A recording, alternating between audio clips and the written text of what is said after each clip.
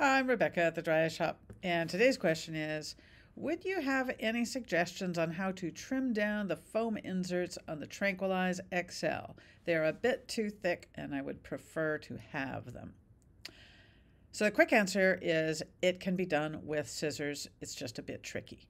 Now for the long answer, for context, we're talking about the extra large size Tranquileyes, okay? That's this one, and these are the foam pads.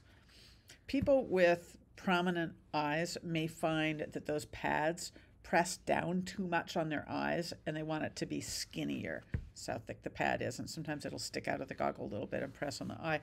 It's a perfectly valid and it's a reasonably common need. Now on the standard Tranquilized goggles, looks like this, it's actually pretty easy. Here's the pad, take a pair of scissors,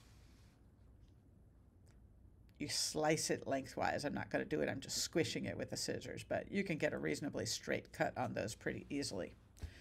But the XL is a lot bigger. Here's the pads. Oops. There's the standard and the XL. So a little harder to cut that bigger one. And we got this question by email, and it wasn't the first time. But when I answered it, I said that I had never tried it myself, and I thought it would probably take either a really sharp knife or a razor blade.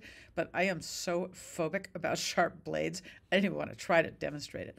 But then next day, I pulled out an XL goggle, and I looked at the pad, and I thought, maybe we could do it. So I decided to try it with the scissors, and I'll show you the first one that I cut. It's a little bit tricky. It's not going to be cut super even, but it's so totally doable. These are the ones I came up with. They're a little rough, but they work. So you basically take it, your scissors better be pretty sharp. Mine aren't super sharp. That's kind of why it was a little rough.